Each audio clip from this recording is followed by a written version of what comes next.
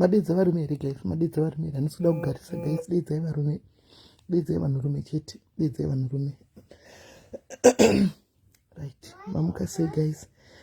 Vanhurume vese vari panapa vari single, vari pakutsvaga, demand yenyu yakawandisa. Kuti ndiposte maposto enyaya ndipesana neconfusion, meaning to say kuti murume anenge achiti ari kuuya achiti ndisisimene ndotsvaga mukadzi, ndafanira ndichengete nhamba yake pasaidhi, ndochengeta madetails ake pasaidhi, panozowanikwa mukadzi anotanga kunotsvaga kuti ndiani, apa muri kuya makawanda manje pazuva. Saka zvinenge zvakutondiita confusion inini wacho pache zvangu. Saka ngatingoitai fair game vanhurume. Aiwa vanozoona life, ndosaka ndaita kalife kakava chakaona kalife. Ngatiitei fair, ngatichiplay fair game varume. Zvomoita imi mochiuya kuseri kwandiri kuWhatsApp uko zvaita vamwe, ndinotoone vamwe vatouya kudhara moya neniwo sime ndiri pakutsvaga, chero ndisati ndavhura meseji yako ndondwari ndendaiona ndoda kuzomavhura ka1 ndichaisiya ine blue tick isina kuvhurwa, ndozodzivhura ka1 ndakunyora pasi nchita list yavo. Then kana mawanda makwana nhamba mukaita kana 20 tochiuya pashow manje, tochitanga kuti ndaiti pane ari kuda mawe makore akati, vakadzi uyai muchitsvagana manje muchifarirana, hanti ndizvo? Muchitsvaga muchifarirana, nokuti varume vanetsa paZimbabwe apa, vakadziwo vanetsa. Ngatitaure chokwadi, varume vari kudisappointwa zvekutodaro. Bvunzai ini ndozviziva, varume vanetsa nemaheart breaks, vakadziwo vari kudisappointwa. Saka equation iyi itori 50-50 guys, ndochokwadi, itori 50-50 kwese. Chikuitika nchoti vanhu vari kudeitana, vanhu vave neheart break koli, saka it's going both ways. Ini ndoziva zvandinoona kuseri uko, it's going both ways. And ndaitofunga kuti hakuna varume vari machuwadi vari kuma40-50 kaini vanenge vari single vakazara. Ma40-50 aya ataisitambura kutsvaga avepo, ndotovabvunza kuti ko problem chii chakaitika, ozoudzwa nyaya yachona kuti zvakadai kuti baba vawanikwe vari single vaine vana vavo havo. Andimaona. Saka ndozvatoda kuti tiite saizvozvo. Wait, come here, let me give you a painting. I'm showing you a painting. Hey, when I come, painting. Pick a painting. You pick a painting. Look from Boston paint down here. Right, fine. Pick a paint. Where the paint before I take them off. Wait. Stand up. Hey. Stand up. Hey. Saka itai saizvozvo guys, varume vese please ndibatei kuseri. Kwanzi varume ngavadzorore, vakafa zvotoita sei, toita malisbian. Vakafa varume avo muda kuita malisbian here. Vachifire tovada, tombokoshana navo tiripo. Tinongonesana navo tiripo panzvimbo. Ngavasafa. Maya. Ngavasafa, tinovada tingagorarama tisina varume kuti zvaita sei guys. Toita malisbian. Remove this. Todaiti malisbian zvasikana. Varume ngavagara nemaripo. Tombokweshana navo tiripo panzvimbo ipapo. Take off the dress. Why? Why should I take off the dress? Why? Take off the dress. Wear the dress. Ndatonditonga. Takurova iwe. Ndatonditonga. Take off the dress. Take off the dress. Kuti zvadi. Wear the dress. Yeah. Pfeka kuti. Yeah. Uko. Saka guys, varume vese takakumirirai. Varume ndakumirirai. Varume ndakumirirai kuti muuye. Varume ndakumirirai kuti muuye kuseri varume vese. Kana kuti moda kuite zveWhatsApp group. Amen. Kati moda kuite zveWhatsApp group kuti ndongopinza muWhatsApp group, musangana muWhatsApp group. Pandangada zvepajekerere zviri nani kuita kuti muWhatsApp group munopinda matsotsi. Munopinda varume vanenge vane vakadzi. Ozoya achiti handina togozozviziva sei. Togozozviziva sei kuti munhu haana mukadzi. Saka ndikutoona zvoti zvepajekerere zvitori nani kana vanhu vari serious. Hanzi ndipei mukadzi ari pasi pe30. Atikupi mukadzi ari pasi pe30 zvokuti yellow kudi unotouya iwe Aspen. Unodouya wobudisa face yako apa itoona kuti unoda yellow ori yellow here. Tokuona uri mayellow ojoina oka. Vari kuuya varume vatonyera mamisi ari kuklika pamusoro apo. Vari kuuya varume. vari kuuya varume vari kuflika pamusoro apa varipo vari kuuya varume sorodzai okay uyi ghost naiwe zita raflika pamusoro apa kwaindoa izorodzai matako enhema dzake ighost ghost toda rimubloka pajekerere bo guys nokuti hapana chekuvanza kana uri pakutsvaga hapana chekuvanza handitika hatisi kuita zvinhu zvemahumbwe kana uri pajekerere hapana chekuvanza handitika ko naimi guys nyaya yakambodzikwa izvo kwai vakadzi vafanira kuti abakwanisa kuti abarika zvakazoguma nekuita sei nyaya yebarika yakazoguma nekudikwa yakambonzikwa vakadzi vangwanisa kuti varume tutu guys zvakazofamba seiko paya nokuti shoteji yacho yakawandisa tinenge takambowa sekuti vanhu vanogona kuita tutu vakadzi here varume zvose ameno varume vamboitwawo tutu pavakadzi apa toona kuti zvinobuda sezvavanongoitawo kuvakadzi kuitawo tutu vachitawo girlfriendwo nemukadzi womboitwawo tu iwe varume vomboitwawo tu bamunina bamukuru tomboona kuti haufa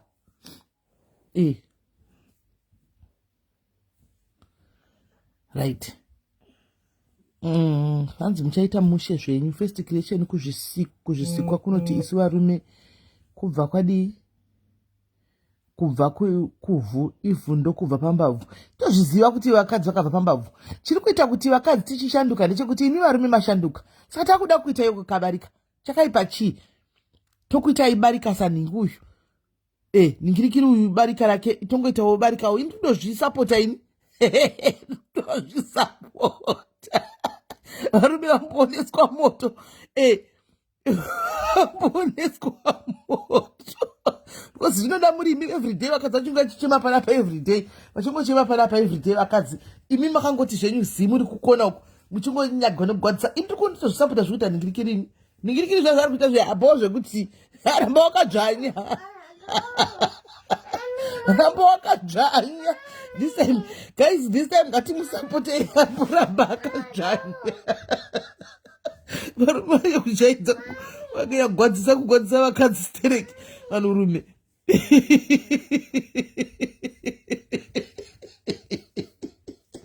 hinda zvakaoma yebarike varume ndikona sekutika zvinofanwa kutoita apa mberi nayo guys nokuti zvorwadza kana vakadzi vachingochema everyday guys chingonzi ndasiyiwa nevana iwe muri kudzinzwa nyaya dzatiri kuposta apa ndakasiyiwa nevana vangu esiriri ndakasiyiwa nevana vangu murume akainda ndakazodai inini I think it's high time guys musazoti varume musazondikute wrong I think it's high time kuti zvichinje iwe maya chiko I'm going to take the over uchii go where? Where? Kwana iwe chera kwana iwe kwana iwe chera kama chera kama Kenya akana chera kama Kenya aka kanonetsa akachera vai iwe chera hamba chera hamba hanmon saka pakaipa aiwa but tasha isi sakasimba here sha isi ndisi takasimba oda murume ari kunifonera imbomira yakunifonera brother chakubata excel isi sakasimba here I need this time guys ningirikiri uyu ndakanomira naye zvokutodaro ndendiri kubackground ndingoti yes ramba wakadzvanya yes chagomwe chi3 vaite 3 ramba wakadzvanya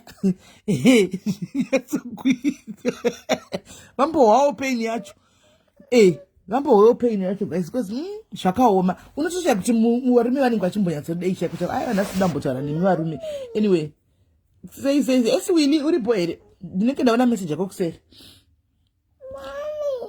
ndinenge ndaona message yako kuseri vakale hanzi Ishmael ari kuti Ed uda kuona itireka ndikued ndasingada kuita live nokuti ndandakamirira kuti muke ukangoita movement chebva mukasada ndamborara hello what do you want okay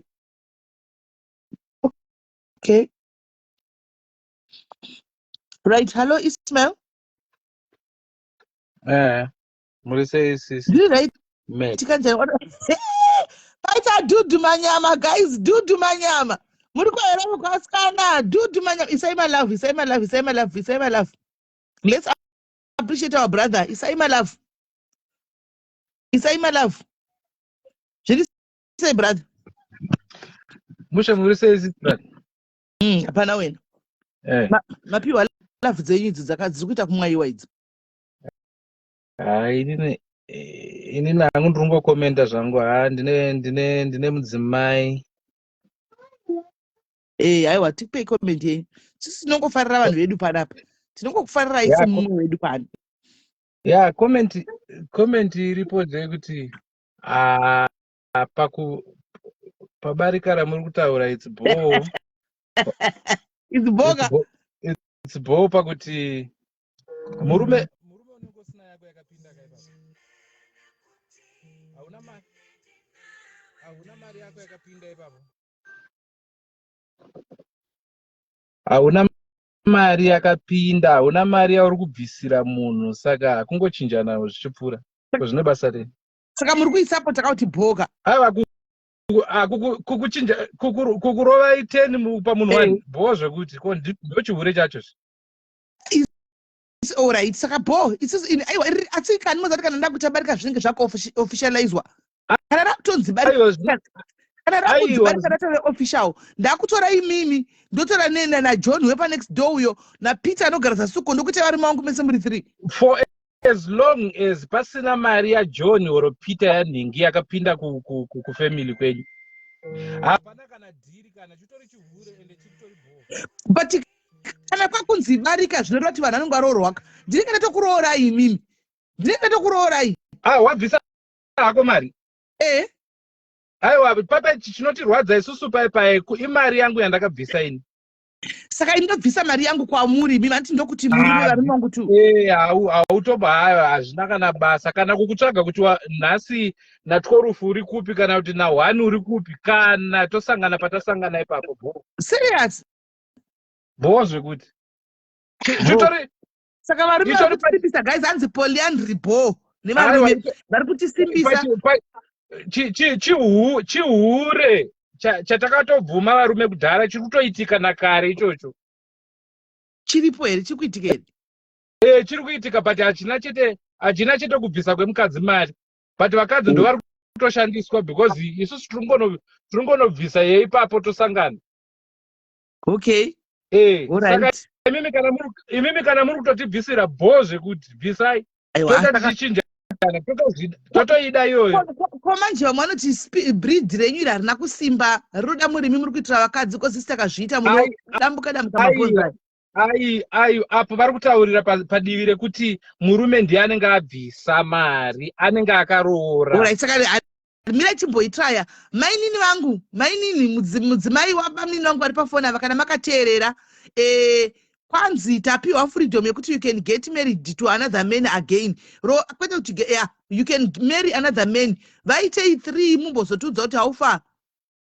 Aiwa izobhozo kuti bho but isusu manje kudivi redu isusu kana tiri isusu takubvisira mari. Then ndopa zvinorwadza ipapo. But kana uriwo wabvisa. Chizorwadziwa.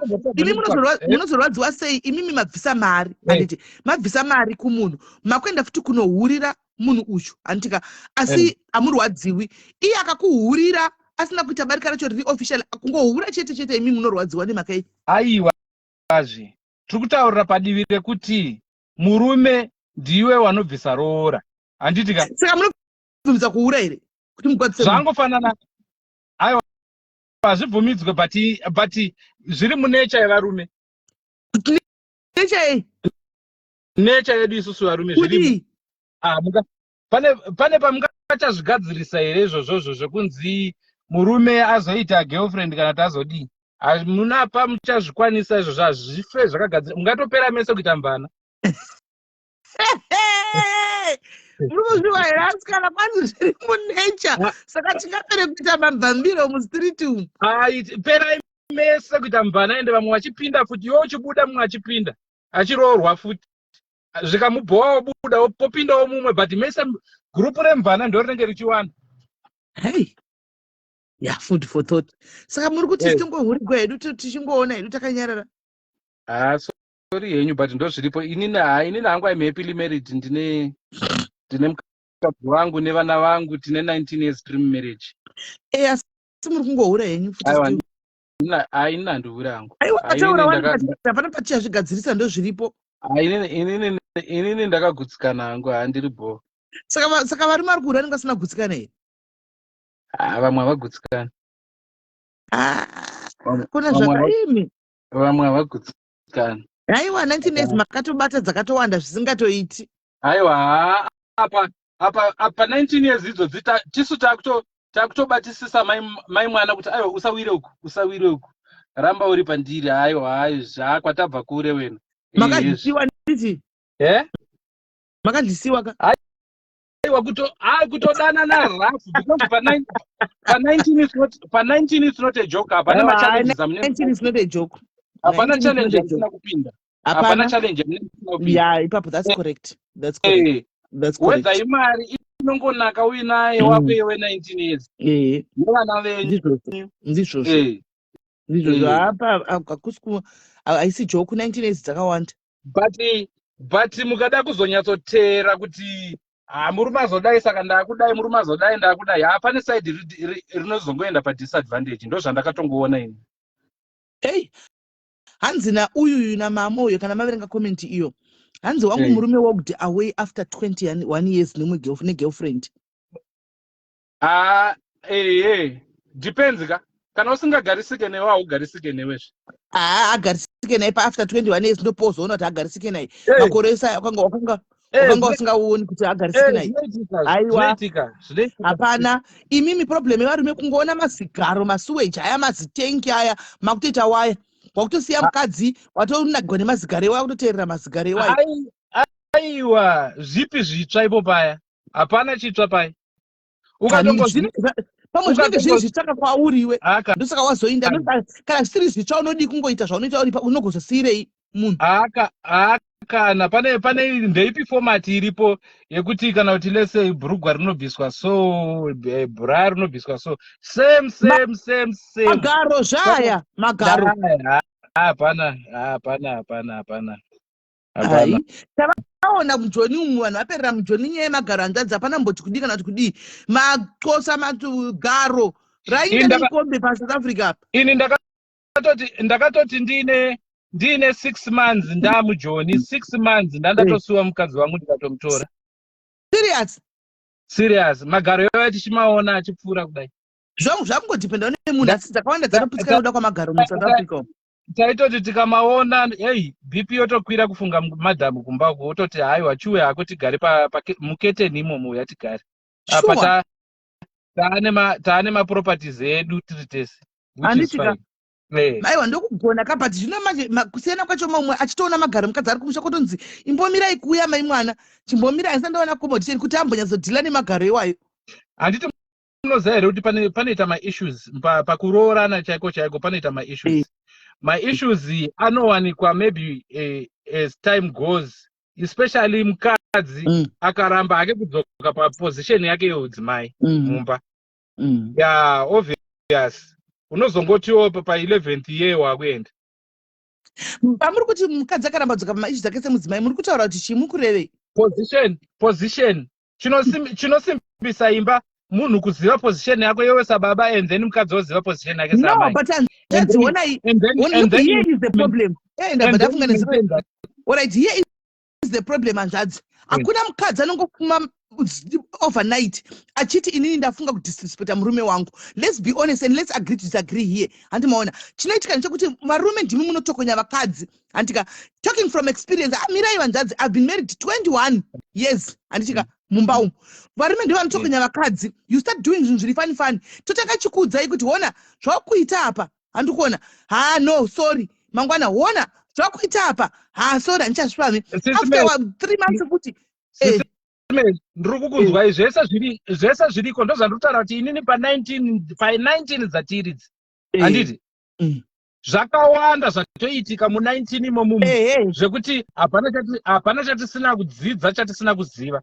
So zvinozokonzera kuti 19 dzifurire kuenda mu20 21 22 handitika pauviri hwenyu kuziva position yako wega iwewo munhu pachako iwewo mukadzi semukadzi wega watadzirwa wega. No, hanzvadzi ndopandiri kuramba ipapo. Mosati nemhaka yei. Tere munze. Panyaya muri kuti position iyoyo andi mukadzi wese anenge aine position yake mumba. Chamboita kuti musvike pa 15 years ka mukadzi akuza position yake. Ndichiri pa position yangu. But wamuka iwewe. Andika wamuka iwewe wadisaida kuti iwewe wakuda kudisrespecta mukadzi because wapinda muSouth Africa kuti wabata mari kuti watenga motikari inoshamsira. Andiona. Then wakuchitanga manje kuti mukadzi acho auchayikumba mira yanzvadzi. Mukadzi murume achayikumba musi wokutanga anoyana 10. The second next month anoyana 12. Mwedzi unotevera kuenda kuyana na 3. Unozotevera kutoyana 6 achatonyari. Mukadzi ndiri mumba hapana dhera ndisina mbobuda mumba. Ndinotamba mangu every day. I call you uri kupi. Andiona because ndenda kusvika sotombo zvitoko zviri kutanga famba sei. Andi phone aidairwe kana kuti the phone has been switched off. Andika mukadzi ari paposition yake ari kumba hasi out. Iwe ndiwabva paposition yako. Then mukadzi onze usataure here nokuti position lamba pa position. Kana mune kwamunobva especially matoraniro amunoita futi mamwe anodetermine because kazhinji ma situations akasvika pekuti abuda auchakwanisa kuma controller iwewe unodzokera kufamily yeah ipapo hangu ndiri kupanzwisa pekuti vamwe they get out of hand but at the same time tine kwatinobvawo futi ukaona ma situations aitaka kusvika pakudaro unodzokerawo kufamily. Mira ndafamba newe ukuti tinozviziva kuti kazhinji ukazoona mukadzi azopanduka hapana kuti ana waudza anotoenda kuhama dzemurume but hama dziriko mazuva ano they don't want to interfere. Avadi vanotori nebusiness yavo mujolo iri kutonetsa. They don't want to get involved. Wobvako oenda ozopesera kuenda kuhama dzake iye mukadzi kuti iwedu ndo zvandosangana nazvo voti manje toita sei wakamboudza here munyai sadombo kati wakamboudza here vana tete vake ko ndakavaudza pana action yavari kuita inogona kuva imwe reason nekuti vanenge vari business mujolo yavo kana kuti 2 reason nekuti vanopiwa mari vanenge vachitoziva kuti hama yavo iri kuitei vanenge vachitoziva magirlfriends acho ndivo but havakuudze saka pakadaro munoti munhu anoita sei. But mamwe madecisions handiti muri kuona decision yekuti lese wazvudza kuti okay ini ndatopandukawo maiona decision iyoyo. Aiwa mukadzi angotange nekupanduka nzvadzi mukadzi anopanduka saka anofanira kuti ndida kubvunza anofanira kuita sei. Ndingotaurawo hangu kuti pasituation yekuti kana kuti lese wazopandukawo hako obvious watotambira any outcome yezvamakuita ndati saka anofanira kuita sei mukadzi. Ungachinjiswe dignity yako here nemumwe munhu saka anofanira kungofa akagara papo. Aiwa mubvunzo imi handidi murume wacho anofanira kungofa akagara panzvimbo achingoti ndiri kuramba ndichingori mukadzi murume atoenda hake. Divorce iriko zvayo chero mubhaibheri irimo. Saka we encourage divorce now because varume vari kuramba vachingoita zvavari kuita. They don't want to talk nevakadzi. They don't want kuchinja unhu hwavo. Ndizvo handiti tataura pamba kuti bhaibheri hamukuti pachero divorce iripo. Bhaibheri racho taura kuti God hates divorce. Ndo zvandotaura kuti kana zvarambawo ka handiti idivorce ka just like that. But azvireve kuti iwewe kana lese munhu wako ari kuita zvinhu zvokuti maybe imba yenyu haisi kukwanisa kumira bo hazvisi kuti iwewe chichinja unhu hwako handiti iwewe maintain your dignity. Ndagaitimbonzwa musikana ari pasaidi penyu yatoita shoka ina asingadi kuti ite show ndachingoti tungota hangu kakumi kechingadiki nobva naenda. Hello dear. Mushe uri sei? Ndiri right hangu. Inini ndongotaura hangu pamutanga muri kutaura pataura pachinzi zvoni mukadzi ane maduties ake then murume ane maduties ake pakazonzi mukadzi anozodaiswa chichi. Ini ndoda kupindura ndine nyaya yangu yandiri kuziva handitoti example inyaya yakatoitika. Ndine brother yangu yandinayo zviri kuvakadzi futi pane vamwe vasinganzwisise simeli varume pane varume right wakati pane vakadzi vamwe vasinganzwisise. Ndine brother yangu yanga ari munhu ari right andozivikanwa zvezvekutodaro then maiguru vangu pakauya vakagara 8 years vari vese pavakatanga vachigara vese vaenda kuchurch Anglican then after that vazochinja ndokutanga kuenda kupostori. Pavakatanga kuenda kupostori vakabva vatanga kuchinja kabehaviour kawo even nyangwe pamba isusu taitozvionawo but taisakwanisa kutaura vaibva wakazosangana maybe wasangana nemafriends kana kuti chi hanzvadzi yangu anga ari munhu asingatauri kana kuita sei munhu anga akanyarara saka iyo ndofunga mukufamba mavaita zvezvose unongochifurwa nemafriends kuti hei pamwe ndinozodai pamwe ndinozotonga murume pamwe ndinozoita daisa hapana anondibvunza pakabva totanga umba kutotanga utonetsana maybe wangu wangu vasateereri even yangu mukoma wangu vakataura anything vaisataura then vakagara I think 3 years vachidaro hanzvadzi yangu aibva azotaura zikanzi aibva achidaidza sana tete vakati kana mazondiona ndaenda kunze musazonetseke because ndatry kutaura nemurume wenyu asi nemuroora wenyu asi kunzwisisa ende isi sakazama kutaura navo semunhu anenge ari muhombe kwauri even yangu akataura hakuteereri anotongoita zvake zvaanenge achida saka neuzofamba kwenguva takazoona mukoma wabuda vaizoinotsvaga girlfriend vakazonetsana mukoma wakanotsvaga girlfriend vainotsvaga girlfriend maiguru vakazozvinzwa vachibva vanetsana saka ini naungu kutaura kune rimwe side varume vari wrong but dzimwe nguva vakadzi ngatiitewo zvatinoziva because dzimwe nguva tinokonzeresa mhirizhonga mumba maiguru venyu vangomuka vachikonzeresa mhirizhonga mumba kungoti handichadi pisi mumba mangu handichadi murume wangu ndangoita zvandoda kuita zvamukureva yes exactly maiguru wangu handisitaura kuti ini ndiritoti single mother maiguru wangu vaitamba nevanhu vakasiyana handiroti kana uri kukatamba kana uri married unogona kuti usatamba nesingle mother vaitamba nevanhu vanga vari masingle saka vaiona kazhinji kacho kana uchiona mumwe munhu ari single achizviitira unoona kunge zvinhu zviri nyore but zvinorema kana zvaamauri saka vaiona kalife kemunhu vaitamba nawo kanga kari nani dhani yavo life yavaitamba vari mumba mavo but vanga vakagashira ndo life irimo but after that vakazenge vakutanga kuita nguva vasingateereri murume vakutatoende nonozvigarira ndega kana zvanetsasiyana nemichiitiro then vachibva vabva kamba kusvika mukoma wangu vachitsvaga munhu wakazotsvaga ivo vachibva vatomboenda nokugara kwavo but vainogara kwavo vakazoona kuti zvinhu zvakaoma because it's not easy kugara uri single zvinhu zvacho uzviitira iwe wanga wajaira kuitiwa nemurume saka ndiri kutaura kuti varume vanokanganisa but dzimwe side vakadzi futi tiri wrong saka kune yenyu marriage vatimuri single imimi makanga muri wrong futi ini handizivi kuti ndindandiri wrong here and handingape munhu akandiona kuti ari wrong but ini ndakatobva ndatoona nesituation yacho kuti because pandingaroorwa nemunhu yega anga ari munhu ari right aenda kuchurch everything but akazotanga kuchinja kuita zvemadrugs saka mumba macho ndandisina peace ndakatobuda ndega anondizoti nezvako handichadi yeah okay tinotenda nemuono wenyu mainini thank you very much rikatimbonza dzangadzi yeye mudariro analyze yenyaya iyi ari kutaura chokwadi kuti kazhinji futi vamwe isusu varume tinochinjwa nemi vakadzi kaunhu hwenyu hwamunenge matoredzera vamwe vakadzi vakatanga kuenda kumabasa they start misbehaving hameno zvamunozotaura kuti taakutsiva here kana kuti hameno but ndozvandotaura kuti hauchinjwe unhu hwako nezviito zvemumwe munhu handiti maona iwe maintain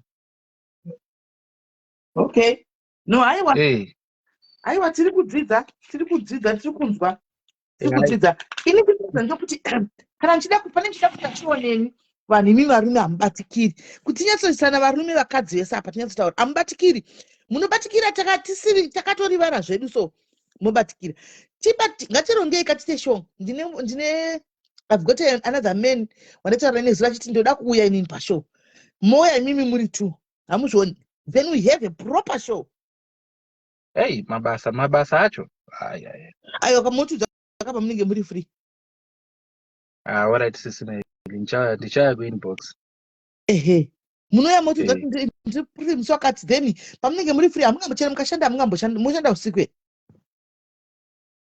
alright sisi meli hatichapagadzirisa ndichaya kuinbox then tinyatsoutashow chaichaya tinyatsonzwa kuti problem yemamarriages aiko zvino chii chiri kuitika what's going on tinyatsonzwa from you varume hanzi tinouya naDavid alright uyai David ndiri kutsvagai nhasi varume makaburuka makaita kuzara mukomment section makaburuka varume last advice yangu sisi Meli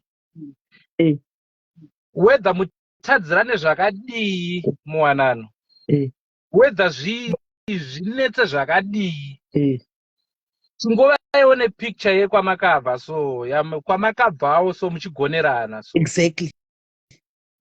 that picture iyoyo dzorera chimboi wakatsamwa paipai ngaiuye seikutonhodze mwoyo wako so kuti but ko paipai wangu inga wani akashingirira wani ndisina chandiinacho ende ndichikwangwaya. Vakadzi vanoda marriage dzavo vanotoshingira marriage dzavo zvisingatoiti ndikudze hanzvadzi. Problem iripo ndekuti vakadzi havachisina fighting spirit yekuda nhinkiri yekutanga marriage avo iko zvino just because zvinenge zvichiitwa nevarume. Saka fighting spirit yakapera. Pane kakufurirana zivai futi kuti kunze uku kauku maadvice kwatinotora vazhinji vama single mothers, majority yama single mothers. So hakuna advice yaunonotora iwewe mukadzi uri married from a single mother. Look for a married woman akupe advice. You are married and then wakunotora advice from a single mother. Obviously you want to be single. Inini kana ndine problem mumba mangu inini, I go straight to someone who is married ondipa advice. If I go to someone who is single from akatomborora, obviously divorce iyoyo. But umwe anogona kuve single but achitovaka asingaputsi mufunge. Unomuziva sei? Ati kuzoenda kwaari achitsvaka advice anenge achizivana naye. No. Ngatiudzane chokwadi. If you want to drive well, kana uri driver uchida kudriva zvakanaka, enda kune munhu ane chitambi akaenda akadzidza driving. Yes. Munhu ari marriage ndiye anokwanisa kuadvisa kana uri marriage. Ukaenda kumunhu ari single, obviously akatokoniwa zvakamurambira. The advice ndekuti isusu we are living. Tiri kurarama wani tisina vakadzi vacho. Tiri kurarama wani tisina varume vacho. That's the advice. Yes. So inini advise hangu kuti no, whether matadzirana zvakadi, guys, kunze kwakaipa kwadi kunyeberai, kunze kwakaipa. Wako kuti wako unenge uchiti ari wesi, wako unoti ari wesi unomuchiva iye wakunze uko. Yes. So ngatipanane advice sevanhu senge inini ndiri kupa advice semunhu mukuru kuti no, hakuna marriage isina kutadzirana, regereranai and think of where you coming from. Always think kuti but okay, tsaga uyu paanditadzira apa orati paari kunditadzira kudai do, maybe pane something chiri kuitika, and then try to kungoumbiridza, maybe zvinoumbikawo, maybe zvinoita. No, we are listening. Thank you very much, brother. Ndimuono wenyu maitaka zvake zvokudai pashow yacho iyoyo mumbozouya tione kuti aufa. Tinouya. Musara zvakanaka nditi. Okay, nemiwo sis. Alright. Right. Kwanzi timu remwe revakadzi tiri kuporonga. Timu revakadzi kwanzi tinoporonga. Machizwa ka? Handisi ndadaro. Asi kwai vakadzi uya poronga ni. Tiri kuporonga.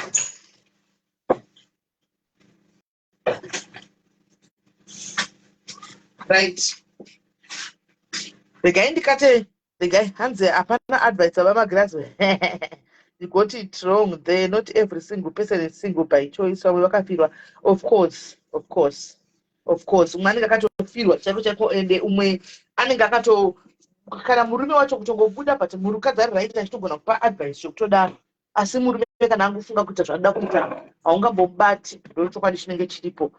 Zvinhu zvese single mothers very bad. Single mothers samwashara tibvana finally SIS MELLY mamafarira bhuti avashemu finally aiona sitavafarira ndaida kungonzwa pfungwa dzavo semunhu wechirume. Handiona ndaida kungonzwa pfungwa dzavo semunhu wemurume zvisinei sezvo uchitina ndavafara chega ndimbofarirawo iwe uripi ushu ndikandimbofarirawo iwe tinashe pinda tione.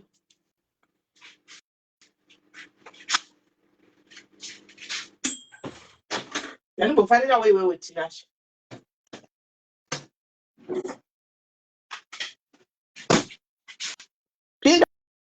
Nashi. Pinda, ndikutoku edza ndimbofarira wewe.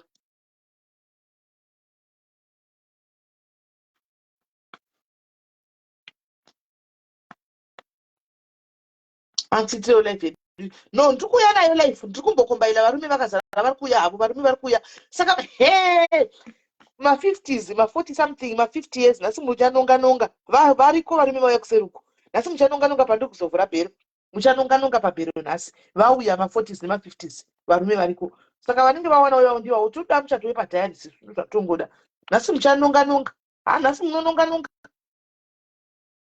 Nasi munononga nasi. Vanhu vezera vari kuzoshaiwa ka. Vanhu vachimanyira zvana zvidiki. Varume vanomanyira mukaiva 20s vanozara kudai. Ndipei 20 something uya ndipei. Kose mungada kutora zera renyu. Kose imi varume vakuru vane ma 40s munoti muda ma 20s. Ini ndozoramba kupai namba dzema 20s kose zera revana venyu. Munovadi ma 20s. Tagai vatora ma 30 nema ma 40.